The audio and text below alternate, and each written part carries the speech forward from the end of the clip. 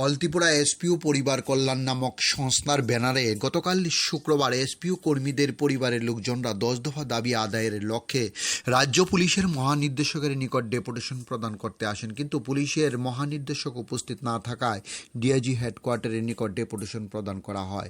তাদের 10 দফা দাবির ভিতরে রয়েছেন এসপিওদের চাকরি নিয়মিত করতে হবে, চাকরি অবস্থায় কোনো এসপিও জওয়ান মারা গেলে পরিবারকে পূর্ণ বেনিফিট দিতে হবে, পুলিশের নয় এসপিওদেরও 13 মাসের বেতন প্রদান করতে হবে, পুলিশের না এসপিওদেরও ইন্স্যুরেন্স বেনিফিট দিতে হবে, পুলিশের না এসপিওদেরও মেডিকেল অ্যালাউন্স দিতে হবে। এইরকম 10 দফা দাবির ভিত্তিতে এসপিও জওয়ানদের পরিবারের লোকজনরা ডেপুটেশনে মিলিত হয়েছেন। উল্লেখ্য, বর্তমানে বেতন ভাতা যে তারা পাচ্ছেন সেটা হলো 11,850 টাকা।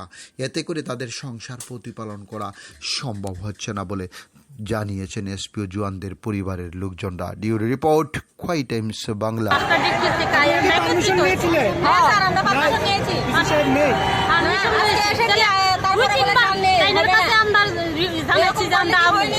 নিশ্চয়ই তো স্যারের ডিজি স্যারে জানে যে আমরা যে আজকে এখানে একত্রিত 8টা ডিস্ট্রিক্টের লোক এখনো নিশ্চয়ই জানে।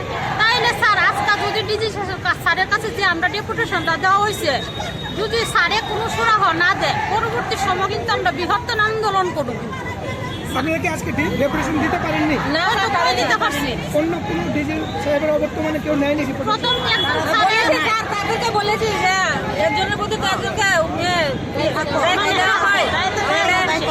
কেউ বলে দায়িত্ব দিয়ে গেছে না, এরকম তারা বলছে আর কি। তাহলে স্যার আমরা পরবর্তী সময় কিন্তু আমরা ডিস্ট্রিক্টের লোক আমরা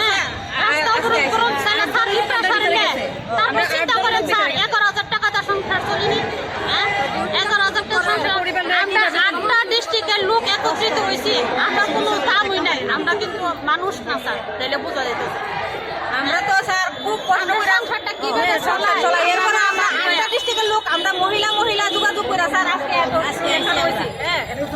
এটা করুন স্যারের মানে এটা ভালো হয়েছে না স্যার, এটা আমরা মনে খুব কষ্ট হয়েছে আর কি। আমরা খুব আগাতে স্যার, আমরা তো স্যার গরিব মানুষ স্যার, আমরা স্যারের ক্ষতি করতে পারছি না, তো আমরা স্যারের কাছে ভিক্ষা চাইছি।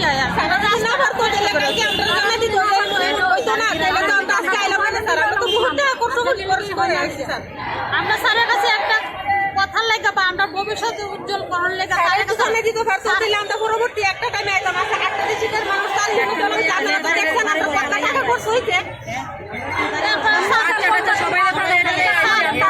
আবার অনুরোধ, যদি স্যার যদি এই ডেপুটেশনের কোনো সুরাহ না দেয়, তাহলে আমরা রাস্তা অবরোধ করুন, আর অন্য ধরনের